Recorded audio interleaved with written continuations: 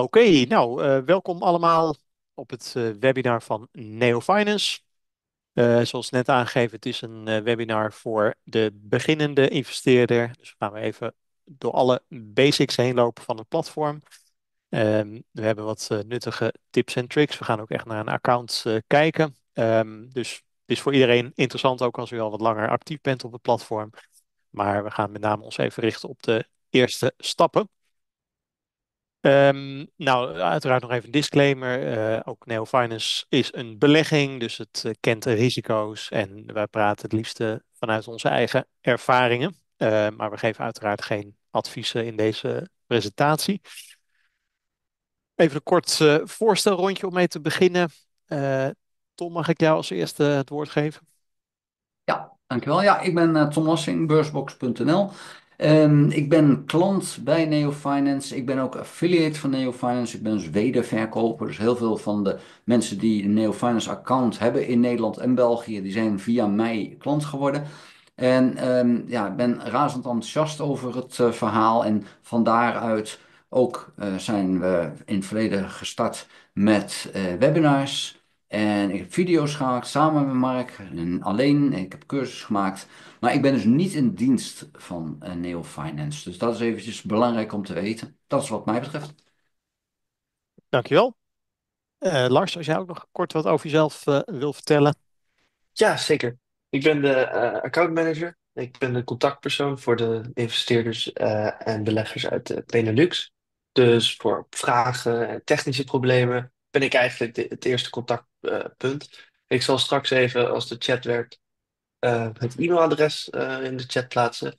Dit is het adres waar je mij op kan bereiken voor vrijwel alle vragen, eh, zo gek je kan bedenken. Super, dankjewel Lars.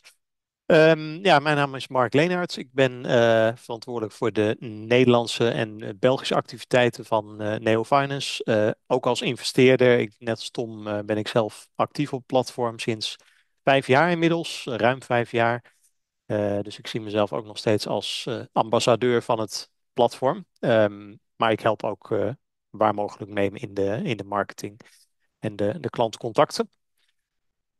Dat gezegd hebbende, ga ik naar de voordelen van Neo Finance. Probeer het allemaal zo simpel mogelijk te houden. En een van de grote voordelen van het platform is het stabiele en toch wel vrij hoge rendement wat onze klanten hierop behalen. Tussen de 10 en 14%. En dan heb ik het over netto. Dus na eventuele wanbetalingen van leners. Dat kan al vanaf 20 euro. Dat is natuurlijk ook prettig als u net begint op een nieuw platform uit een ander land. Is het mogelijk om met een klein bedrag te starten. Een lening gaat vanaf 20 euro. Een account kan al geopend worden met 50 euro of 100 euro. Dus het is een heel laagdrempelig platform. Het is bovendien ook gereguleerd. Daar ga ik zo meteen wat meer nog over vertellen. Maar het is een platform wat onder toezicht staat van de toezichthouder. En dat is ook wel uniek in het landschap van de crowdfunding en peer-to-peer lending. Ja, een van de belangrijke zaken in het investeren in peer-to-peer lending is het principe van rente op rente. Het is, ja, ik verkoop het toch altijd een beetje als het alternatief van sparen. Ehm, het is een goede manier om op de lange termijn een mooi bedrag op te bouwen voor pensioen, voor kinderen, kleinkinderen of voor eigen gebruik. Het leent zich heel goed door de stabiele maandelijkse renteinkomsten die ook weer makkelijk geherinvesteerd kunnen worden. Dus een van de redenen om naar Neo Finance te kijken, wat mij betreft, is het principe van samengestelde rente, oftewel het achtste wereldwonder van Einstein. Platform is zeker ook makkelijk te leren. Ehm, ja, er is altijd wel een beetje hulp nodig als we wat de diepte ingaan, maar daar kan Tom straks het een en ander over vertellen. Hij heeft ook een mooie cursus daarover gemaakt. Dus we bieden hulp aan, maar het basisprincipe is vrij eenvoudig en voor iedereen goed te leren, ook als u wat minder bekend bent met IT-oplossingen. Even een vraag nog tussendoor, ben ik vergeten, of een melding tussendoor. Dat betreft de vragen. Volgens mij is de chat inmiddels open. Zo niet, dan kunt u in ieder geval de vraag- en antwoordknop gebruiken. We lassen steeds even wat pauzes in en dan gaan we de vragen beantwoorden. Dus ja, stel ze gerust. Dan ga ik door met de volgende slide. Ja, hoe werkt peer-to-peer consumer lending dan? Want we hebben het over consumentenleningen. De meeste mensen kennen crowdfunding wel. Crowdfunding is natuurlijk wat meer gericht op zakelijke financieringen van bedrijven of van projecten. Hier hebben we het echt over het lenen van geld aan individuele consumenten. Nou, normaal gesproken is dat een functie die de bank vervult. U spaart geld bij de bank of u heeft geld bij de bank staan. En zij zijn de partij die dat voor u uitlenen aan andere consumenten of aan bedrijven. De bank zit daar tussen met een flink percentage. Bij de bank krijgt u nu 2 of 2,5% als u mazzel heeft. En het geld wat uitgeleend wordt, ja, rendeert makkelijk 7, 8%. In sommige gevallen zelfs meer. Ik vergelijk het altijd met rood staan op een Nederlandse bankrekening. Dan betaalt u al gauw 14% aan de bank ja, voor dat geleende geld. Het is in feite natuurlijk ook een lening. De bank trekt dat aan voor 2%, pakt zelf 12% en ja, maakt op die manier een mooie winst. Peer-to-peer lending is een alternatief voor die bankaire financiering. En daarbij bent u als belegger, als investeerder op het platform, eigenlijk de bank. U leent zelf kleine bedragen uit aan meerdere consumenten. Het is wel het principe van crowdfunding. Dus als iemand bijvoorbeeld 10.000 euro wil lenen voor de aanschaf van een auto of de reparatie van een huis, dan lenen ze dat bij heel veel verschillende investeerders op het platform. Precies zoals het principe van crowdfunding. U bepaalt zelf dat bedrag, minimaal 20 euro, maximaal 500 euro. En de lener die ontvangt het bedrag zodra die het totale bedrag, ja, zodra er voldoende is ingeschreven op de lening, ontvangt hij dat bedrag. Direct ook, het is allemaal geautomatiseerd, dus er zitten weinig handmatige stappen tussen. De lener die gaat het geld gebruiken en betaalt maandelijks een rentepercentage en een aflossing. Het is een annuitaire aflossing, dus elke maand wordt er rente en aflossing betaald. Op maandelijkse termijn, dus ja, een gemiddelde investeerder bij Neofinance heeft een portefeuille van tientallen, honderden of misschien wel duizenden leningen en ontvangt elke dag per lening een bepaalde inkomstenstroom. De lening kan te alle tijden afgelost worden door de lener. Dat is een recht wat de lener heeft. Dus het komt ook wel eens voor dat een lening met een looptijd van 4 of 5 jaar opeens na een maand of na een jaar afgelost wordt. Maar uiteraard kunt u dan dat geld weer opnieuw investeren op het platform. Dat kan handmatig en dat kan automatisch. Altijd goed om even als eerste stap te kijken hoe werkt het nou handmatig. Hoe ziet zo'n lening eruit? Daar gaat Tom straks nog wel even wat van laten zien. Maar om een portefeuille op te bouwen van honderden leningen is het makkelijker om dat automatisch te doen. Dan kunt u zelf de criteria daar uiteraard voor instellen. Ja, nog even wat over de licenties van Neo Finance. Het platform bestaat sinds 2016, dus inmiddels 9 jaar ongeveer.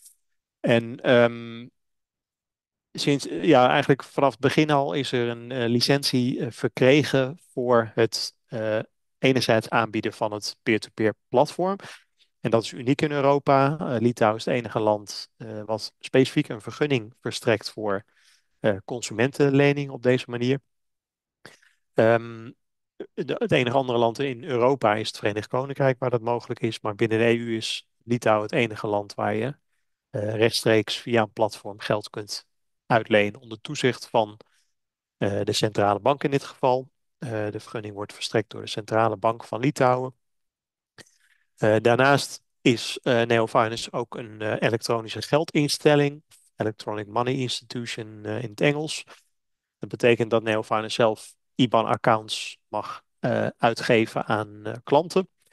En dat is een heel belangrijk aspect van Neofinance, want het betekent als u actief wordt op het platform, heeft u een eigen IBAN-account op uw eigen naam. Het geld gaat niet naar een derde partij, gaat niet naar Neofinance. Het is uw eigen IBAN-account, daar komt het geld op te staan.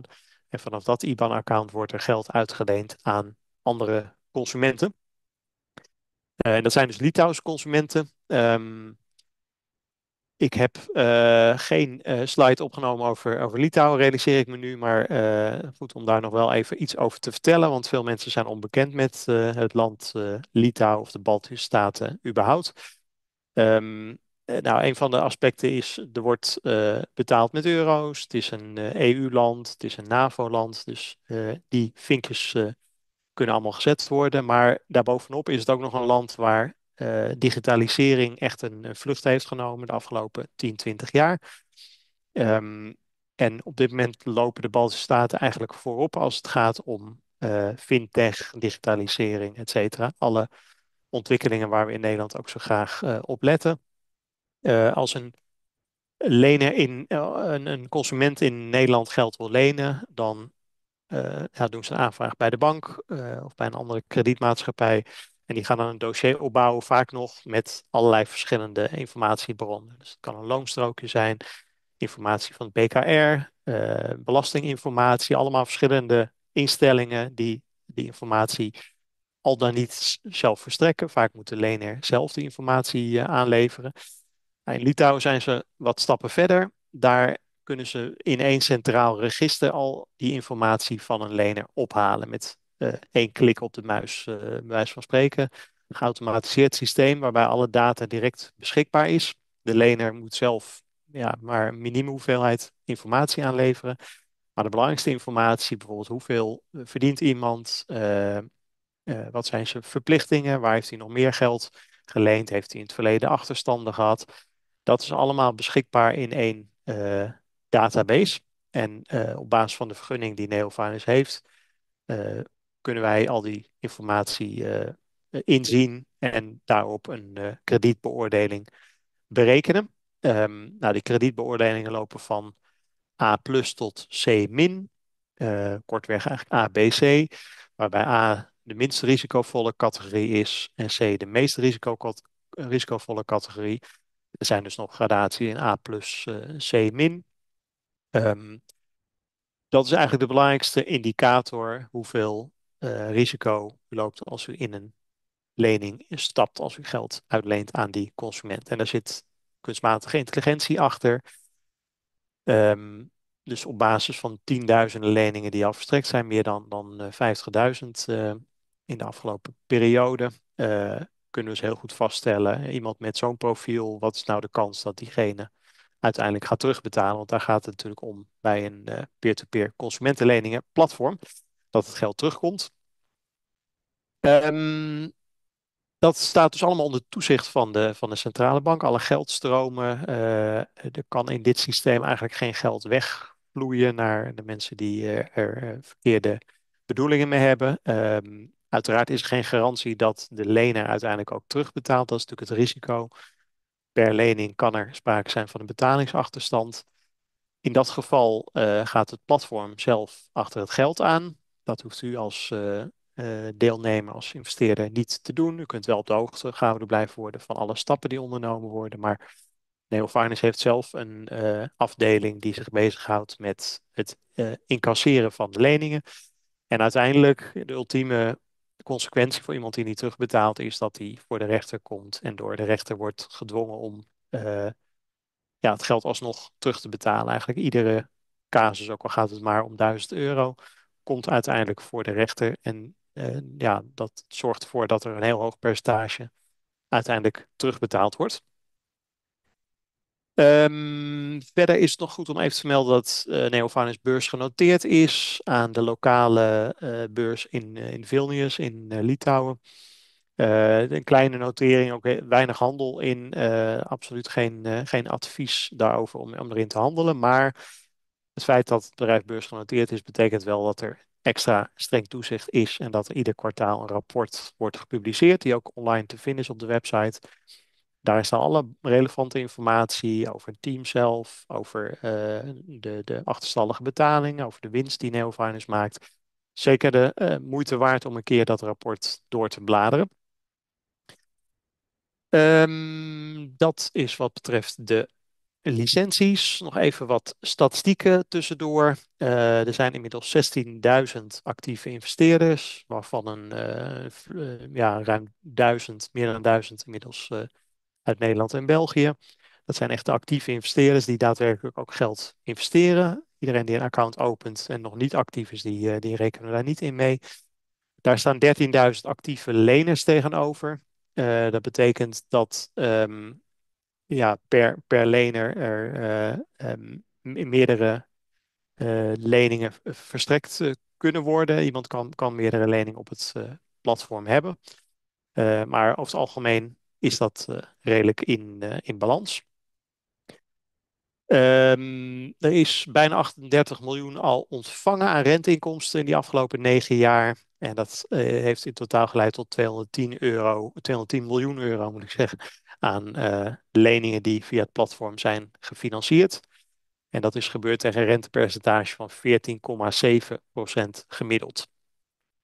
Mocht u dat een heel hoog percentage vinden, dat is een opmerking die we natuurlijk af en toe horen, dan maak ik altijd graag de vergelijking enerzijds inderdaad met Nederland, waar we op rood staan, of creditcardschulden ook inmiddels 14% betalen. Dat is het maximum in Nederland wat een consument mag betalen volgens de wet. Kijken we naar andere landen, bijvoorbeeld de Verenigde Staten, ja, dan ligt de gemiddelde creditcard rentepercentage op 20% inmiddels. Dus dan is dat percentage van 14-15% helemaal niet zo gek. Het varieert heel sterk. Er zijn hele veilige A+ of A-leningen die 7 of 8% opleveren. En er zijn hele risicovolle leningen in de C- categorie, waar de rentepercentages ver in de 20% zijn. En dan nog worden mensen vaak daarmee geholpen. Want dat is een andere veelgestelde vraag. Ja, help je mensen dan niet de problemen in met zulke hoge percentages? Nou, het feit is, de realiteit is dat leners eh, bij andere kredietverstrekkers nog meer betalen. Het wettelijk maximum in Litouwen is 60%, boven de 60%. Dus er zijn nog alternatieven, helaas, met veel hogere percentages. En die mensen komen ja, ook bij Neofinance terecht om gunstiger te kunnen lenen. Uiteraard, bij iedere aanvraag wordt er weer gekeken, is iemand ook wel daadwerkelijk in staat om geld te lenen? En je mag maximaal ook bij wet 40% van je netto inkomen lenen. Dus daarmee ja, wordt er toch voor gezorgd dat iemand ook echt kan terugbetalen. Zijn er al wat belangrijke vragen die we nu al misschien kunnen oppakken? Kijk Nou, er is even naar een alleen andere. nu een vraag geweest over belasting. Dat gaat misschien voor nu wat ver, maar ja goed, er is een belastingverdrag tussen Litouwen, Nederland en België. Je hoeft niet dubbel te betalen, maar je moet wel een formulier invullen om van 15% naar 10% te krijgen. Die laatste 10% moet je dan zelf gaan regelen. En ja, dat is voor ieder land anders. Maar zelfs ook voor ieder account kan het anders zijn. Want ik heb zakelijk account en privé-account. Dus dat gaat te ver voor nu, vrees ik. Ja, mee eens. Ik zie een andere vraag die gaat over het gemiddelde rendement na slechte betalingen. Ja, het grappige is inderdaad dat dat redelijk gelijk ligt. Zowel bij A, B als C is het netto rendement tussen de 10 en de 14%. En daar zit ja, maar een heel klein verschil in. Dat verschil kan natuurlijk groeien als we hele slechte economische tijden krijgen. Daar durf ik verder geen voorspelling over te doen. Maar hoog risico betekent natuurlijk dat ja, dat er ook slechtere tijden kunnen zijn. Maar de afgelopen, laten we zeggen, 5 jaar kun je inderdaad zien dat het netto rendement op iedere categorie vrij dicht bij elkaar ligt. En ja, we zien soms dat categorie B uiteindelijk het hoogste rendement oplevert, gemiddeld genomen. Omdat dat een gemiddeld risico heeft en ja, net wat meer oplevert dan de veilige categorieën A en A min. A plus, sorry. Maar dat moet iedereen uiteraard helemaal zelf bepalen. Ja, we hebben daar in het verleden al wat interessante webinars ook over opgenomen. En Tom schrijft daar regelmatig artikelen over. Hoe kan je nou je eigen investeringen doen? Tom gaat dat ook zo meteen laten zien op zijn eigen account. Maar het mooie van NeoFinance is dat er voor ieder wat wils is. Iemand die heel passief het geld weg wil zetten tegen wat lager percentage met laag risico, die kan dat. Iemand die heel actief op zoek wil gaan naar de beste leningen, die elke dag het platform wil afspeuren naar de kansjes, die kan ook heel goed op dit platform terecht. En Dan ga ik. Ja. een andere belangrijke vraag die gesteld wordt is misschien nog, wat is het verdienmodel voor Neo Finance? Ja, dat is inderdaad een belangrijke vraag als we het toch over de basics hebben. Als klant, als investeerder van Neofanis betaalt u geen kosten. Behalve als u leningen verkoopt op de secundaire markt. Wat ook een optie is dus om leningen tussentijds voordat ze afgelost worden te verkopen. Los daarvan, voor het investeren in leningen betaalt u zelf geen kosten. De lener betaalt wel een extra percentage aan Neo Finance.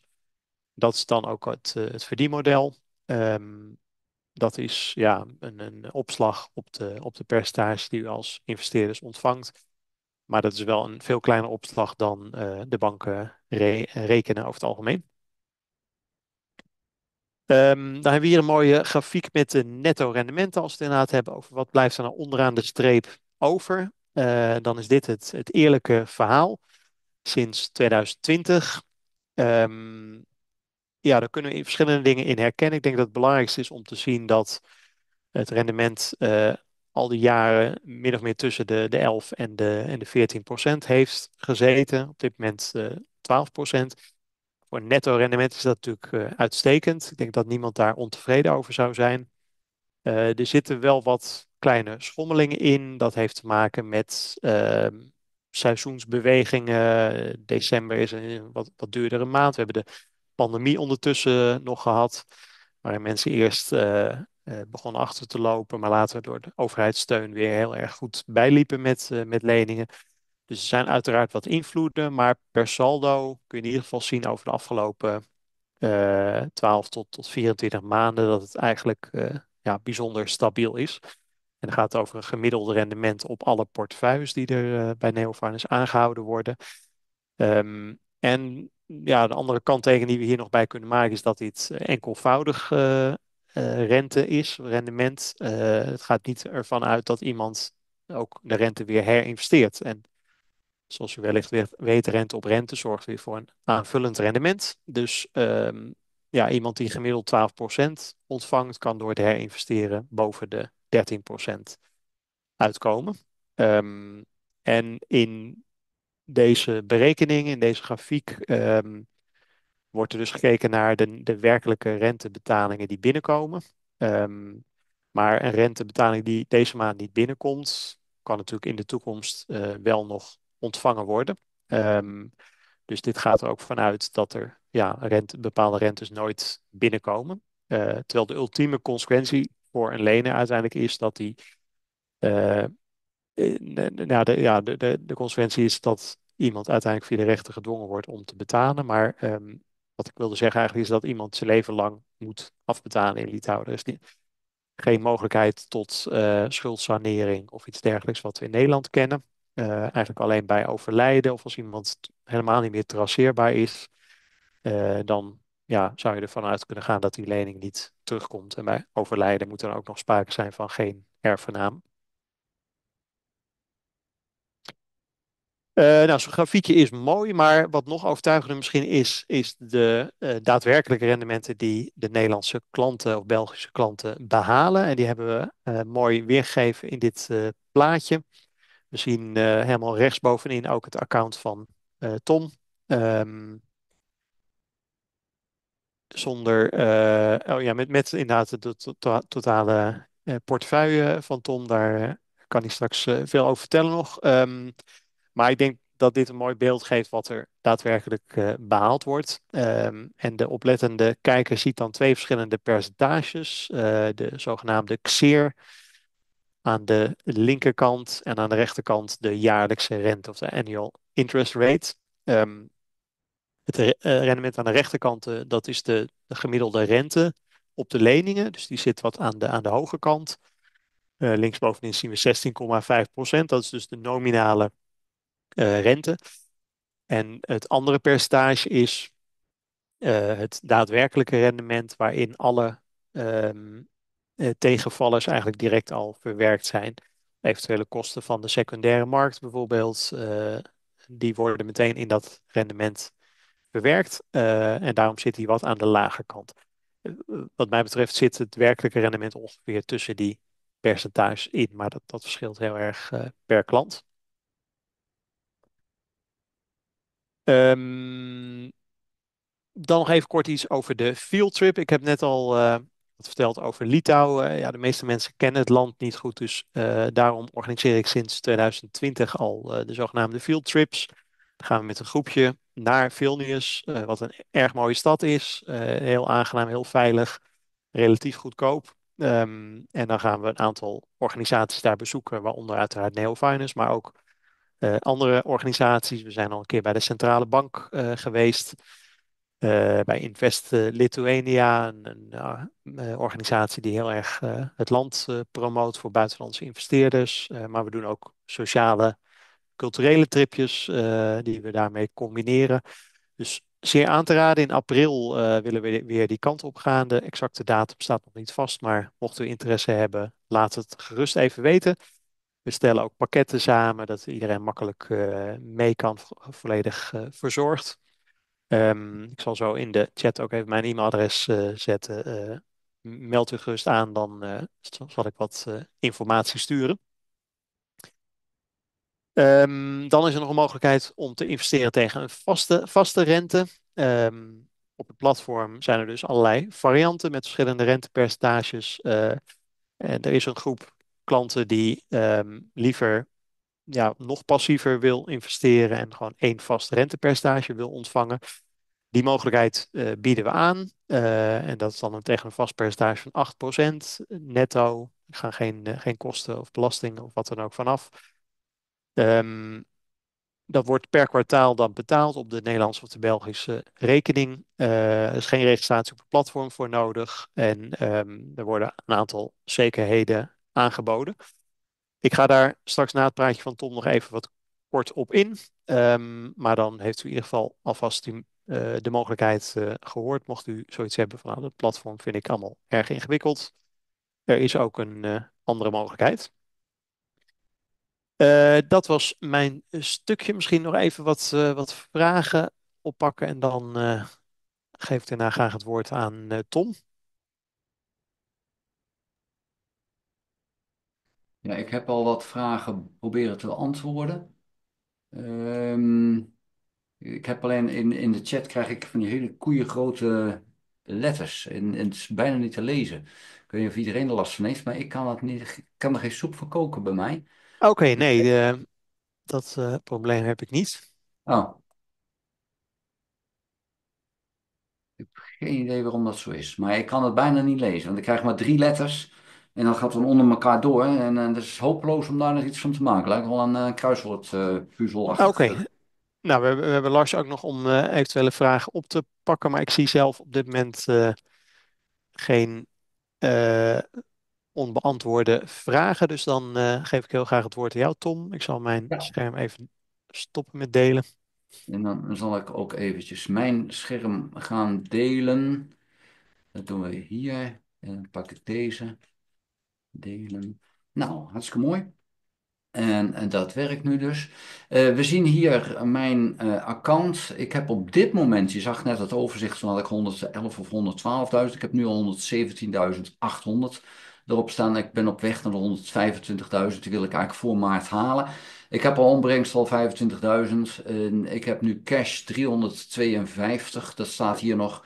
En er is al gereserveerd. Nou, we gaan even naar investeren. Dat is eigenlijk het belangrijkste tabblad waar je terecht komt. Hier zie je de huidige open markt van leningen. En wat is nu het geval? Een lening wordt aangevraagd door iemand en die moet dan gevuld gaan worden. En nou is het in ieder geval zo dat Neo Finance kijkt als eerste even welke automatische investeringen al deze lening kunnen vullen. En deze is bijvoorbeeld als laatste binnengekomen en is dus nu voor 62% gevuld. Nou, dat is dus deels met automatische investeringen. En dat is ook bij mij gebeurd. Dat A'tje betekent dat dit een automatische investering is, een B-lening automatisch ingezet, want ik heb hem daarvoor gemaakt. Ga ik zo meteen laten zien hoe dat werkt. Nou, wat is dit nu voor lening? Dan gaan we even kijken. Als je dus op deze code klikt, dit nummer, dan krijg je wat meer te zien over de lening. Nou, hij wil 10.000, hij of zij, 10.900 lenen, 16%, 60 maanden. Dat wordt een €290 per maand aan kosten. Wat betreft het, oh, niet te hard naar beneden. Oh, mijn muis doet een beetje raar. Dat is een beetje vervelend dit. Ik weet even niet hoe ik die kan aanpassen. Moment. Daar is hij. Oké, dit betreft een vrouw van 34. Ze is getrouwd. Ze woont in Klaipeda. En ze heeft een middelbare schoolopleiding en één afhankelijke persoon. Dat zal mogelijk haar man zijn. En er is een flat als activa. Haar inkomsten zijn €854 per maand. En zij heeft, dat werk was 4 tot 12 maanden. En dan de schuldgeschiedenis, die is enorm. Ze heeft al heel vaak schulden te laat afgelost. Dus vaak met een vertraging. Maar ze kan pas een lening krijgen als ze bij is. Dus ze is nu bij. Moet 16% betalen. Dit is bij mij dus een automatische investering geworden. Dan gaan we even terug naar de markt. En die heb ik ingezet voor €50. Waarom is die dan wel gegaan en waarom andere niet? Deze, ik zet normaal niet in onder de 30 en ik zet normaal niet in als ze minder dan een jaar werk hebben. Behalve als het een vrouw is die ouder is dan 30. Dan wel, dat is mijn uitzondering. Dus dan ga ik €50 inzetten. Nou is het zo, er was net een heel mooi voorbeeld. Dat is deze, die zat net ook boven, maar die is nu gevuld. Dat is ook een B-lening en daar doe ik €100. Dus ik heb voor die B nu aantoonbaar meerdere automatische investeringen. En dan ga ik zo meteen ook laten zien waarom ik dat heb gedaan. Maar deze B-lening die geef ik dan €100. Nou, dan gaan we ook even kijken. Het is een indicatie, hè? Je hoeft dit niet na te doen, maar het is een indicatie. Een kleinere lening, wel 60 maanden ook nog steeds. Het betreft een 37-jarige vrouw ook weer. En ik ga even ietsje daar zo. En dit ook in Klaipeda, dat is een stad in het zuiden, een beetje vlakbij Polen. En twee afhankelijke personen, een auto beschikbaar, inkomst heeft ze al 3 tot 4 jaar, schuldgeschiedenis nooit een probleem geweest. Dus dat is dan voor mij een wat interessantere. Hoe ga ik dus daarmee om? Nou, deze krijgt dan voor mij €100. Dus ook daar zie je al een stukje dat ik het risico probeer te spreiden. Ik probeer dat te spreiden met kleine bedragen, maar als ik het ietsje veiliger vind, dan wordt het bedrag ietsje groter. En dus dat bepaal je allemaal zelf. Nou, nu kan je dus, als je naar die markt gaat, kan je ook gewoon kijken van, hé, vind ik die interessant? En dan gaan we nu gewoon even, ik heb deze nog niet gezien. We gaan even naar deze B-lening kijken, 16%. Heb ik ook nog niet naar gekeken, want als je een oogje erachter ziet, dan heb ik er naar gekeken. Dus deze is voor mij ook nog onbekend. 60 maanden ook, €10.493. Een 67-jarige vrouw. Een 67 jaar, ik vind dat boven de 65 ben ik altijd een beetje, dat ik denk, hoe? Nou, ook weer die stad, ik weet niet wat er ineens is, dat het ook weer uit die stad is. Een vrouw, geen afhankelijke personen, flat en een perceel grond. Haar inkomsten, 4 tot 12 maanden pas werk al in het onderwijs. En een pensioen, oude leeftijd. 19% van het inkomen, netto inkomen, is dan aan leningen. En je ziet hier, ze heeft meerdere leningen. Schuldgeschiedenis, ja, dat is wel eventjes een rijtje. Daar is dus al wat vaker. Oh, kijk eens even, dat ik een boek verschrijven. Ja, dat is wel gigantisch. Nou, dat is voor mij gewoon te veel. Dus hiervan zeg ik van, nou, 65 is voor mij een grens. Dat ik denk van, dan wil ik het even niet automatisch doen. Maar met zo'n schuldgeschiedenis doe ik het ook niet. Dus dat is voor mij dan het punt. Ik zeg, nee, laat ik zitten. Maar dat bepaal je dus zelf. Dit is handmatig. Dat kan je gewoon zien. Je ziet hier in het oogje. Maar je kan dus dit automatiseren. Dat ga ik nu even laten zien. Want dan weet je hoe simpel dat is om dat te doen. Als eerste maak je daar eventjes een titel. Dus dat is even het woordje titel in dit geval. En we gaan uit B-leningen, want ik zit meest in B- en C-leningen. Nou, dan zit hij al uit zichzelf. Nou, hier mag je zeggen van wat is dan het maximale bedrag? Nou, in mijn geval het maximale bedrag voor één lening zet ik in dit geval op €50. Kan van alles en nog wat kiezen, ik zeg 50.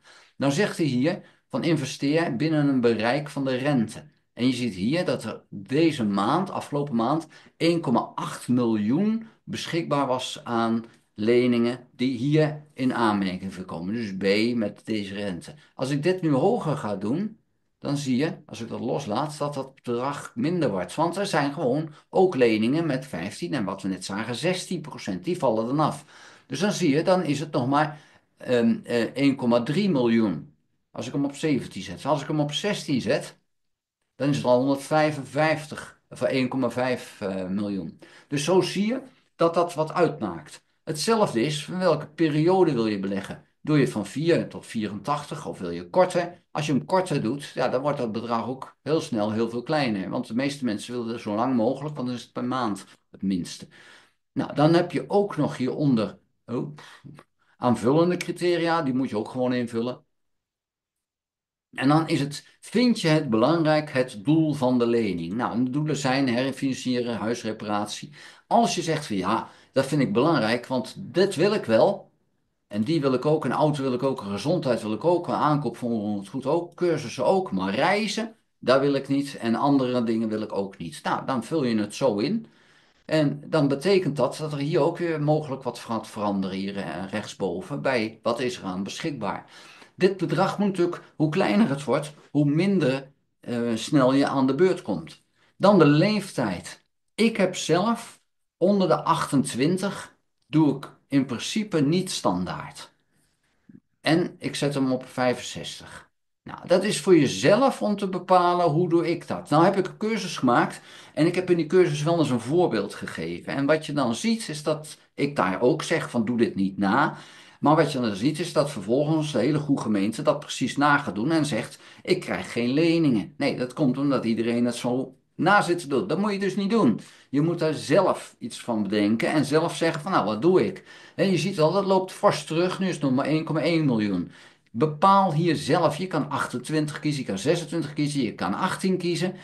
Voor mij is het zo, zou ik mijn buurjongen van 18 geld lenen als hij ja, nog geen werk heeft, of toch pas 4 maanden werk heeft. En hij woont nog thuis, of hij is net op kamers gaan wonen. En hij heeft al eerder een lening gehad en dat is al misgegaan. Zou ik daar geld aan uitlenen? Nou, dus zo moet je eigenlijk naar deze leningen kijken. Vind je het dat je diegene dan een lening geeft? Ik vind vooral mannen van onder de 26 en eigenlijk onder de 28 vind ik gewoon een te hoog risico. Dus vandaar dat ik zeg, ik doe het niet. Maar jij kan er anders over denken. Nou, dan, welk bedrag wil je dan gaan doen? Nou, dat kan je ook kiezen. Dat is maar helemaal net wat je zelf eigenlijk ook wil.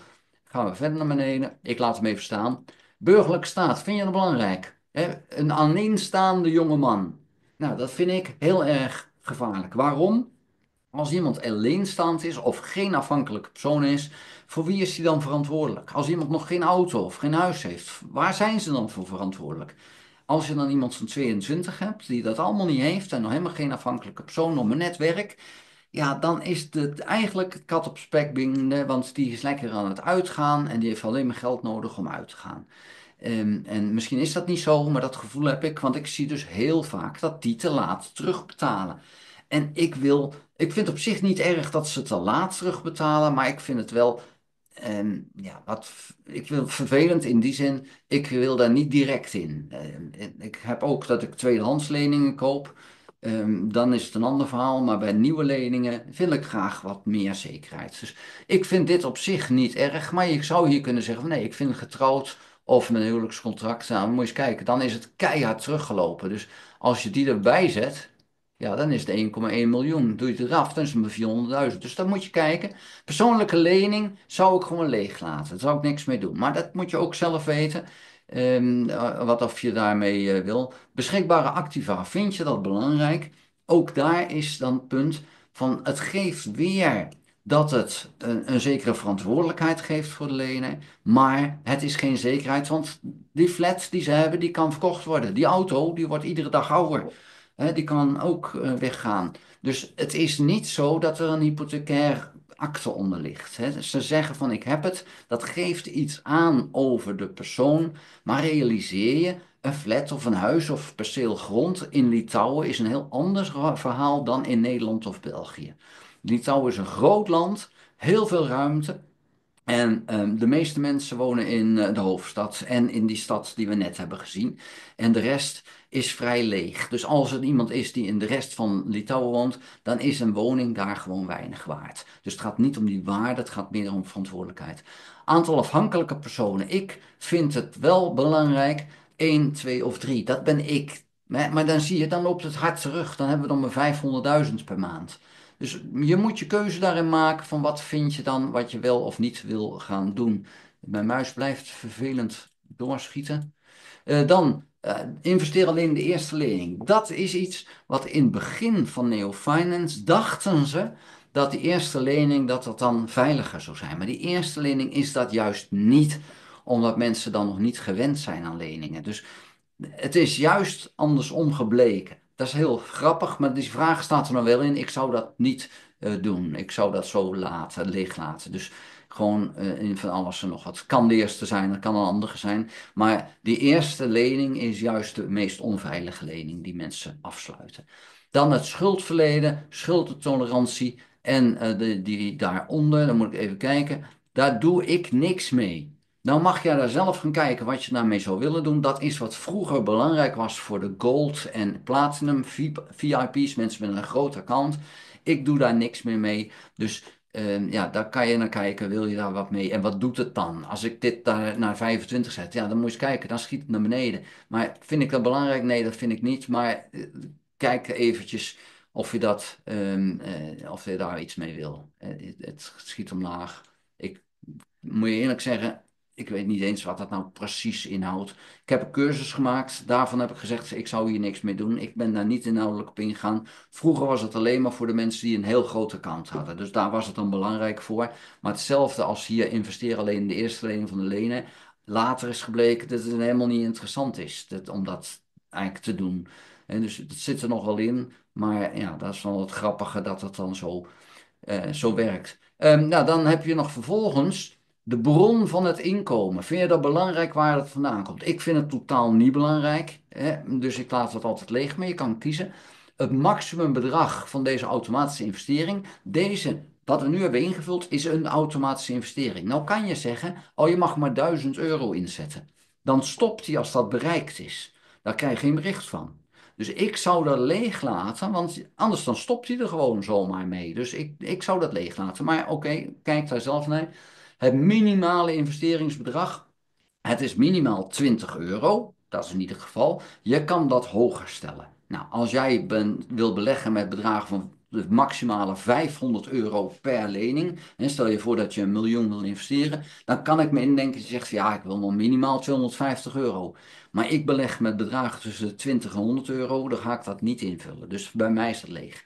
Dan zeg je vervolgens doorgaan en dan kom je in het verhaal van is het allemaal goed? Ja, is goed, oké. En dan heb je hem erin staan. Dat ga ik nu even niet doen, want dat verklooit mijn hele account, dus dat doen we even niet. Maar zo werkt dus een automatische investering instellen. Ik stel voor, als je dat doet, om te gaan voor zo'n 20 automatische investeringen als je in zowel A+, A, B, C en C- wil investeren. Ga je alleen maar in B en C investeren, dan wordt het minder. Maar dan nog zou ik zeggen, doe er dan zo'n 8. Dus hou dat even in. Waarom? Nou, dat heb je onder andere gezien door die B-leningen die ik net liet zien. En bepaal dus voor jezelf heel goed voor wie wil ik dan daadwerkelijk geld beschikbaar stellen. Dan moet jij weten, dan moet jij kijken van vind ik dat belangrijk of niet. En deels kan je dat in de secundaire markt zien van hey, wat voor leningen staan daar nou in? Wat is dat dan? Dan doen we zelf ook een stukje onderzoek. Secundaire markt. Ik ga heel eventjes laten zien, want dan wil ik eigenlijk nu niks meer zeggen. Maar hier staan de leningen die anderen verkopen. Ik zou aanraden, met klem aanraden, om de eerste 3 maanden hier niets in te doen. Want je kan hier vreselijk mee onderuit gaan. Een van die dingen waarmee je onderuit gaat, dat is het laatste wat ik hierover vertel. Want hier zie je een korting of premie, 97%. Dit is dus iemand die wil de lening verkopen met een premie van 97%. Als jij die lening koopt, dan kan je daar nooit winst op halen. Dus ja, dan heb je gewoon een hele slechte aankoop gedaan, omdat je een premie van 97% betaalt. Dus ja, je kan heel snel daar een fout maken. Dus alsjeblieft pas de secundaire markt ingaan op het moment dat je zegt, ja, ik heb nu een, een beetje door hoe het werkt. Dus dat is even van belang. Ik laat nog eventjes zien mijn huidige stand van zaken, want we hebben toen straks gezien wat het was. Nu heb ik inleningen 117.305.000. 10,58 is het minimale rendement dat ik haal zonder herinvestering. 14,8 is het maximale wat ik nu sta. En ja, Mark zei al van het zit er ergens tussen. In mijn geval zit het naar mijn idee wel erg dicht hierbij, want ik merk dat heel veel slechte leningen uiteindelijk wel gaan betalen. En ik ben nu ook ruim 5 jaar actief en dan zie je dat die slechte leningen van 2, 3 jaar of soms wel 5 jaar geleden, dat die alsnog zijn gaan betalen.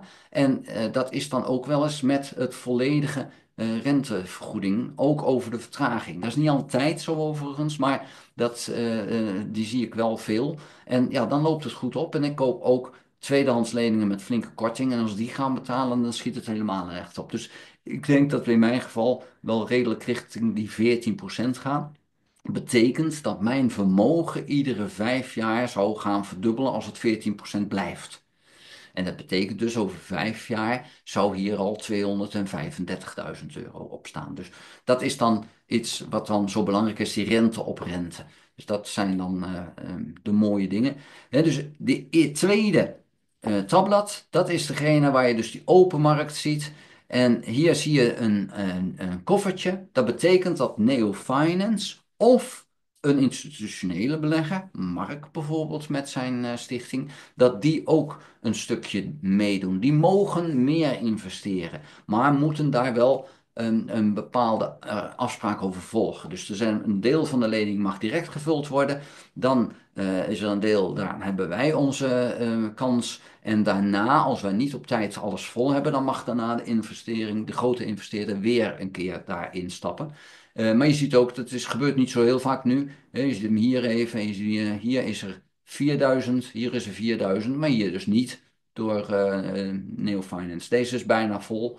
Zijn er vragen, dan zou dat nu kunnen, want dan wou ik hem voor nu eventjes zo laten. Het is alleen maar even een introductie nu eventjes. Ja, we hebben al wat vragen via de chat beantwoord. Er wordt afgevraagd, ja, als je dan meerdere auto-investments aanmaakt, investeren ook meerdere keren in één lening. Nee, maar dat heb je al antwoord. Ja, dat is inderdaad niet het geval.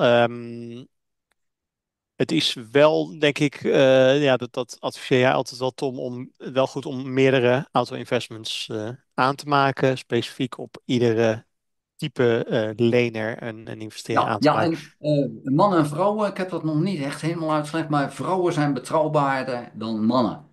En dan zeker jonge mannen zijn zeer onbetrouwbaar in het terugbetalen. Dus ook dat is dan weer zo'n punt van, ja, dat is dan belangrijk. Maar ga met name kijken naar die verantwoordelijkheid voor kinderen, voor een huis, voor een auto zelfs. Hè. Dat je weet van, oké, die heeft al wat levenservaring. Dat betekent vaker dat mensen netjes terugbetalen. Ja, andere vraag is wat er gebeurt met leningen die niet volledig ingeschreven, ingetekend worden. Ja, dat gebeurt tegenwoordig steeds minder. Een van de grote voordelen van NeoFinance is de snelheid ten opzichte van banken of andere kredietverstrekkers. Dus de meeste leningen worden binnen een dag ingetekend en ook verstrekt daadwerkelijk. Dat verstrekken gaat heel snel. Mocht het toch voorkomen dat een lening niet vol getekend wordt, dan wordt het geld uiteraard weer teruggestort en krijgt de lener geen geld op zijn rekening. Maar omdat er zoveel slimme techniek achter zit, ja, raken eigenlijk alle leningen wel vol en worden ze ook verstrekt. Ik heb nog één ding niet verteld. Als iemand vandaag zijn lening aangeboden krijgt, hè, want het is dan vol en dan krijgen ze het bericht van hij is vol, wil je hem accepteren? En dan accepteren ze hem. Dan moet hij volgende maand rente en aflossing betalen. Het is op basis van annuïteiten.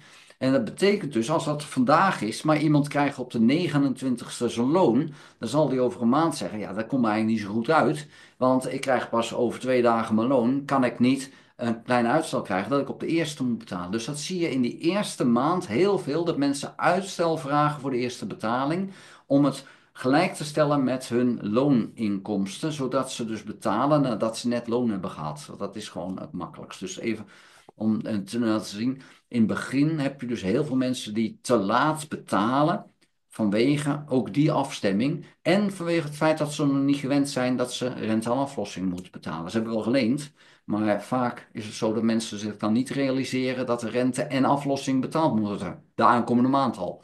Dus dat merk je dan de eerste 3 maanden dat het nog wel eens een beetje shaky is. Maar daarna dan pakt het meestal wel op. Het is wel zo, in je account krijg je de meeste aandacht gaat naar de slechte leningen. Dus daar kan je wel eens een beetje wat kriegel van worden. Van, oh, ik heb er zoveel. Maar 80, 85%, 90% van de leningen loopt wel goed. Dus laat je niet helemaal overstuur maken door leningen die vertraagd raken. Ja, goede toevoeging inderdaad. Er vraagt nog iemand of je een extra account kan openen voor je kinderen. Daar heb je ook wel vast iets moois over te vertellen, Tom. Ja, ja, je kan voor je kinderen. Mijn dochter is net bevallen en die heeft dus voor haar kind een rekening die ze gaat openen. Je kan ook voor je zaak, als je een BV hebt of een andere zaak, dan kan je ook een account voor openen tegenwoordig. Dus ja, dat kan allemaal. Als je een klein account hebt, dan kan er wel de tweede account enkele kosten aan zitten. Kost je een tientje per jaar, denk ik, of zo, zoiets. In die orde van grootte, of €1 per maand, zoiets. Heb je een groter account, dan heb je enkele subaccounts gratis. Dus dat is eventjes dan het punt. Maar ja, dat kan heel goed. En dat is ook heel handig om dat te doen. Je kan nog niet voor je kleinkind een subrekening openen. Dan zou je eigenlijk, het kan wel dat je een subrekening voor jezelf opent en dan zegt van ja, die is voor mijn kleinkind, maar zou je komen te overlijden, dan is dat nog niet voor je kleinkind. Dus als je dat dan echt vast wil leggen, dan moet je naar de notaris. Dus dat is een beetje onhandig. Het is makkelijker om dan te zeggen tegen je kind van doe even een rekening openen voor jezelf en voor je kind. En als je dan een kind hebt waarvan je die zegt van ja, maar ik vind het helemaal niet interessant om dit te doen. Dan zeg je nou geef mij dan maar de inlog en de tegenrekening en dan regel ik het wel voor je. Dat kan, maar dan is die rekening wel op naam van je kind. Dus dat is eventjes het puntje. Maar het is heel goed om dat voor je kinderen te doen. Met name omdat je dan gewoon 20 jaar, 21 jaar de tijd hebt om dan, als je bij de geboorte al doet, om dan vermogen op te bouwen. En stel je voor dat je dat met 14% doet, dan is een bedrag wat je nu stort, hè, ik zeg even €1000, is keer 15 over 21 jaar. Tuurlijk, daar gaat wel inflatie wel vanaf, maar het is wel een stuk meer waard dan dat een €1000 nu waard is. Dus het is zeker interessant om ook voor je kinderen te doen. Ja, ja, goede toevoeging. Ja, er zijn nog allerlei andere aspecten die we nu in dit webinar niet behandelen, zoals de secundaire markt. Hoe kun je daar actief op worden? Hoe zit het nou inderdaad met die belastingen, wat mensen al vragen? Misschien kun je wat vertellen, Tom, over de cursus die je daarvoor hebt gemaakt, specifiek voor Ja, ik die heb er wat een ingewikkelde. hele mooie flyer voor gemaakt. Maar ik heb een cursus gemaakt. Ik had video's. En Mark en ik hebben video's gemaakt. Ik heb zelf video's gemaakt. En toen kreeg ik het commentaar van ja, dat is leuk de video's, maar het is hapsnap. Ja, dat klopt. Het was ook niet compleet. Want het was dan ik heb nu iets leuks gezien en dan maakte ik video over. Die video's staan allemaal nog online. Dus ik heb nog niks weggehaald. Dus alles is nog te vinden.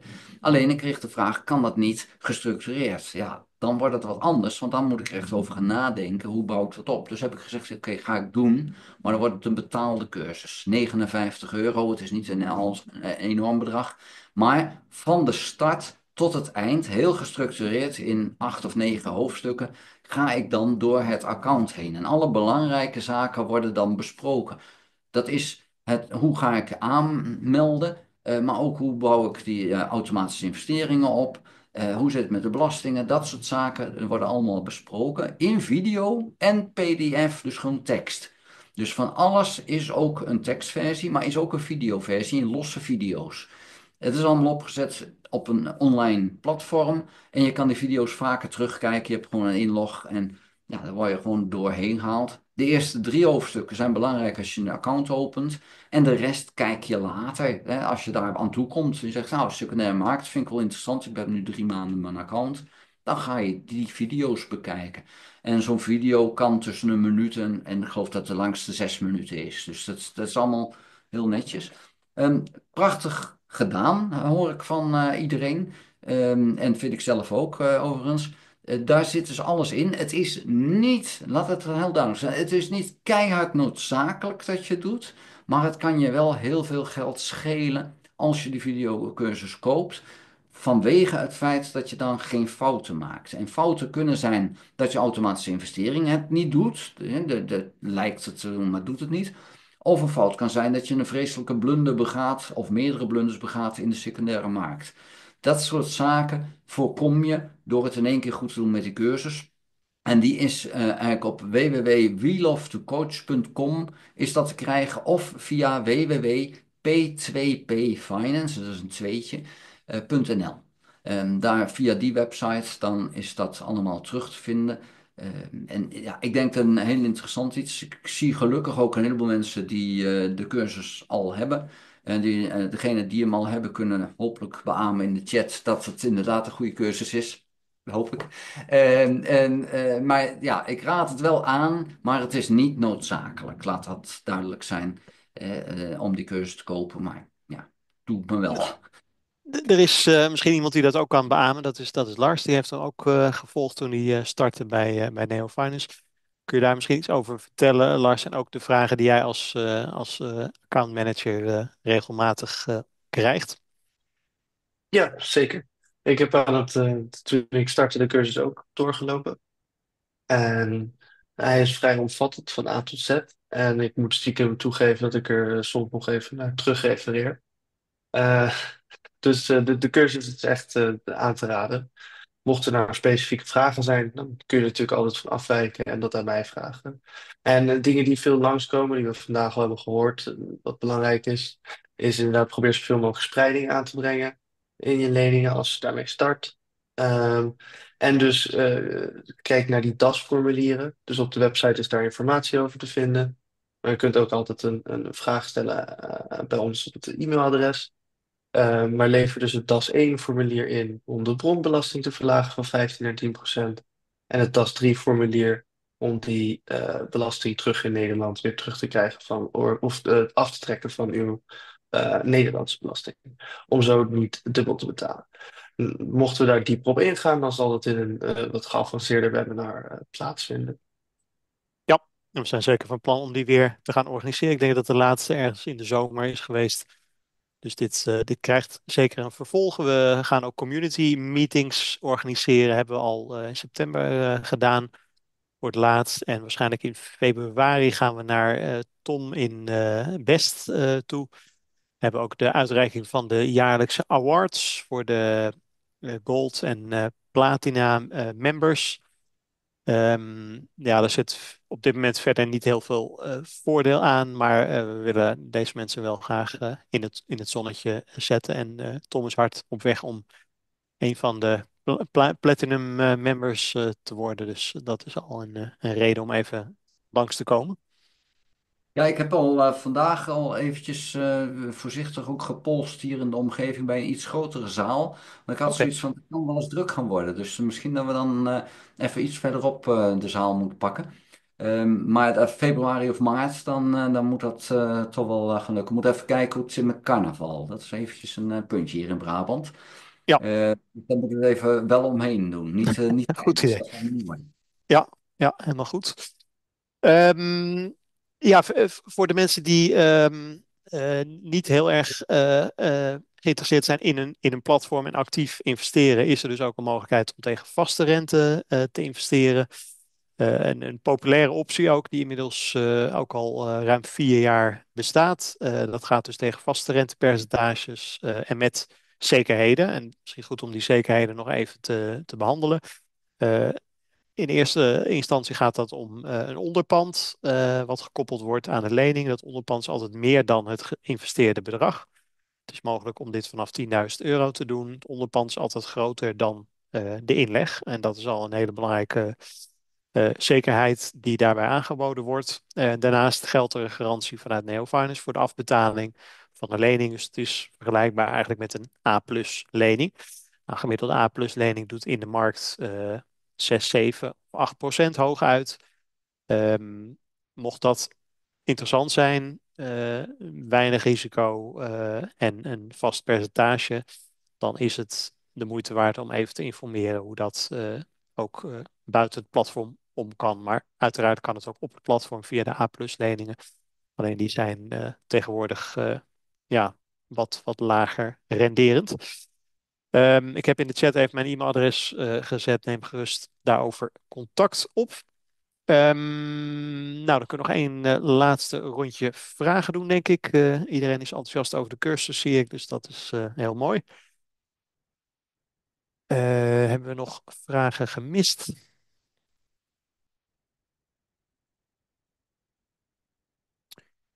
denk dat we het meeste Zie ook wel hebben vragen gehad. in de questions, de VNA. En daar heb ik nu eentje. De lijst met leningen staat er als vraag. Is volgens mij een opsomming van leningen die de persoon heeft gehad. Als dat gaat om die lijst met leningen bij die persoon waarvan ik zei dat het te laat was betaald, dan gaat het ook echt om iedere maand dat iemand te laat is geweest. En dat is een hele lange tijd geweest. Dus niet om leningen die die persoon heeft gehad. Roosboom, Rozenhans, zie ik. Dus dat is even, dan hoef ik dan niet uw antwoord nog alsnog te typen. Ja, wat ik al zei, die Q&A, ik kan dat niet lezen, want ik heb zulke knollen van letters in mijn scherm. Ik weet echt niet waar dat vandaan komt, maar in de vraag en antwoord gaat het goed en in de webinar chat totaal niet. Oké, ik zie dat we één vraag hebben gemist van Berend. Die ga ik nog even terugzoeken. Ja, dat gaat over de herfinancieringen. Het gebeurt inderdaad vrij vaak dat er een lening onder het kopje herfinanciering wordt aangegaan. Dat betekent dus dat er al een lening is en dat die ja, geherfinancierd wordt. Dus het geld wordt gebruikt voor de aflossing van een andere lening. En vaak wordt er dan nog een extra bedrag daarbovenop geleend. Dus als iemand 5000 euro wil herfinancieren, dan kan diegene ook 6000 euro van het platform willen lenen. En dan wordt de lening dus met 1000 euro verhoogd. Maar er wordt in totaal 6000 euro gevraagd aan investeerders.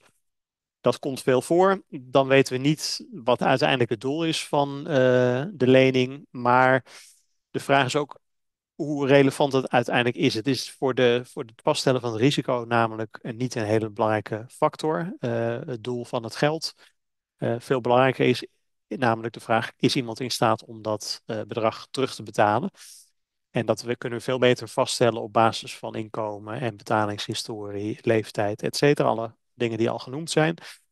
Of iemand er nou mee ja, op reis gaat of zijn auto mee repareert, dat is statistisch gezien veel minder relevant. En ja, daarom kan u gerust gewoon herfinancieren als categorie aanvinken. Doet u dat niet, dan mist u gewoon een hele hoop leningen en dan gaat het ook allemaal minder snel.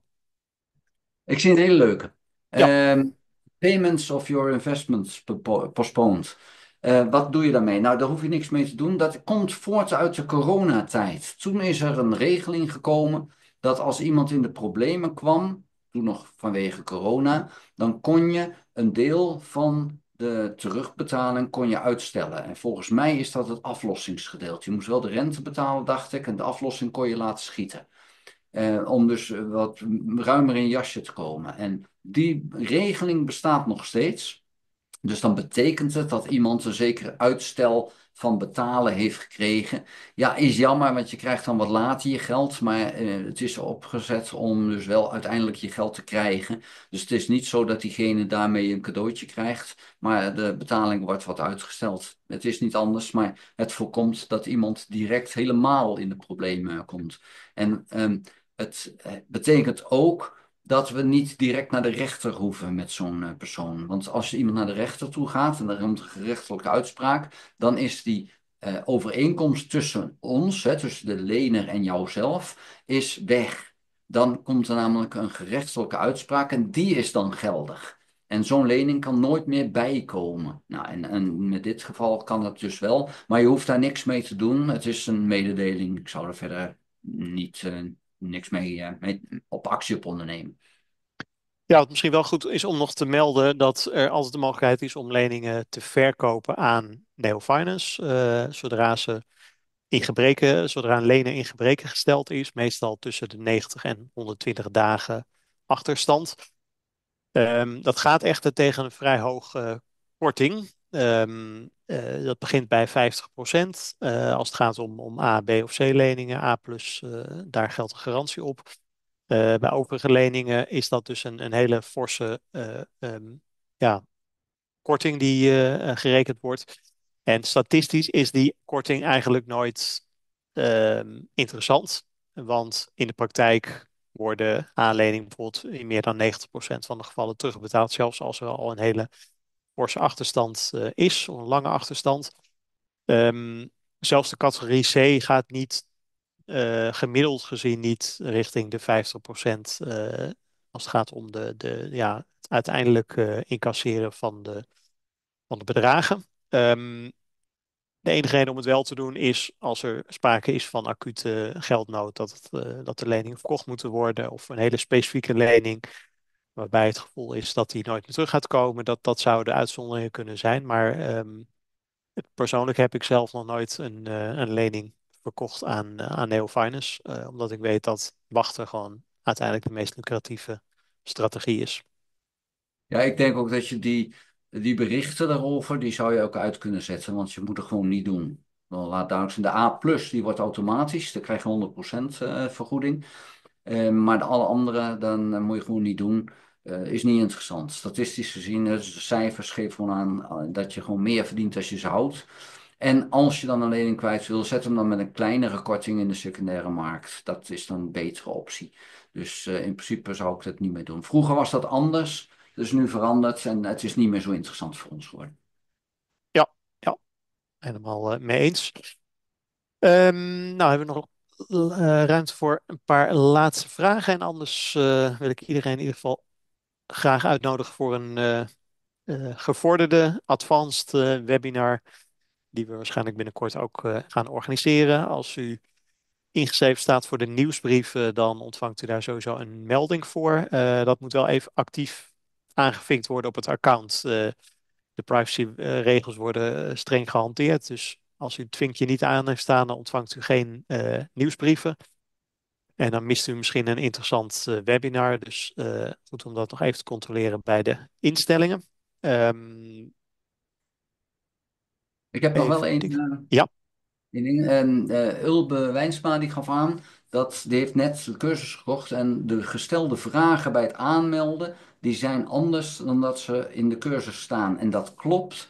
Er is iets veranderd en ik moet nog even. Ik heb al overleg gehad met Neo Finance, maar ik heb nog niet vast kunnen leggen.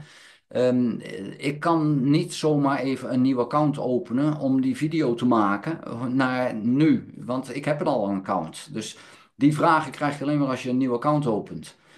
Dus ik moet die video opnieuw maken voor een deel met een testaccount. En daar moet ik toegang toe krijgen om die video te kunnen maken hoe die aanmelding nu loopt. Want ze hebben inderdaad iets veranderd. Het is niet een halsbrekende verandering, maar het is wel zo dat je denkt van ja, ik volg de cursus precies en dan klopt het niet helemaal meer. Ook de identificatie is ietsje veranderd. Dus er zijn af en toe dingetjes die veranderen. Maar ik heb al een account, dus daar kom ik dus alleen maar achter als iemand zoals Ulbum dat dan zegt van hé, hey, het is anders geworden. Oké, nou dan moet ik dat in de cursus ook gaan aanpassen. Dus ik hoop dat binnenkort te kunnen gaan doen. ja, ja, het blijft allemaal maatwerk wat dat betreft. Mathieu zegt toch dat hij echt tevreden is over Neofinance. Leuk om te horen. En dat ik graag een keer bij de fieldtrip aanwezig wil zijn. Nou, stuur gerust even een mailtje, dan zal ik daar wat meer info over vertellen. We proberen nog steeds Tom een keer mee te krijgen, want die is nog nooit in Vilnius geweest. Wel onze meest enthousiaste ambassadeur in Nederland, maar hij heeft gelukkig de belangrijkste key persons van het bedrijf inmiddels ontmoet. Kijk, Maar wie weet kunnen we je nog een keer overhalen, Tom. Ja, ja, ik heb in Valdas, de CEO, al gezegd, alleen maar als mijn vrouw mee mag. Goed, ik weet het niet. We gaan het zien. Gaan we regelen. Er komt nog een vraag binnen over het DAS-formulier.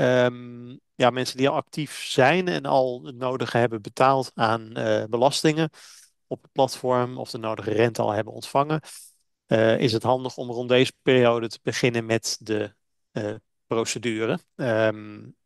Misschien goed om die toch kort dan nog eventjes toe te lichten.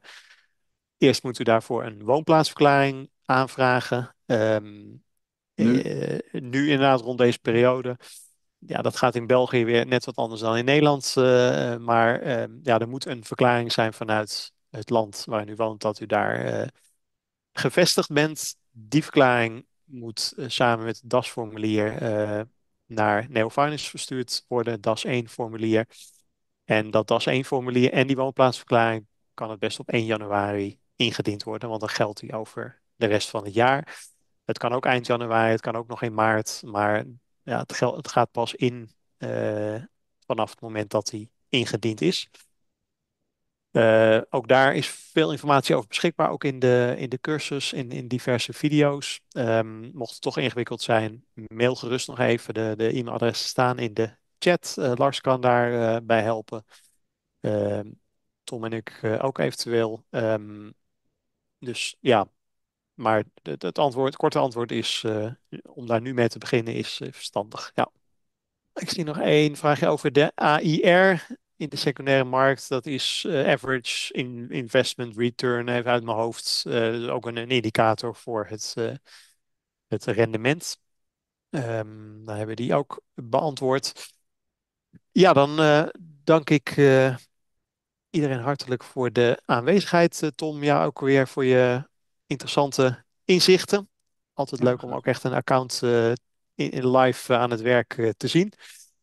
Ehm, ja, het mooie is denk ik dat wij spreken allemaal uit eigen ervaring met het platform. Het is niet dat we nou per se iedereen willen overtuigen. Het is gewoon een stukje enthousiasme over de werking van dit systeem. We draaien allebei al ruim 20 jaar mee in de financiële wereld. En het blijft toch echt een uniek platform met een bovengemiddeld risico-rendementsverhouding.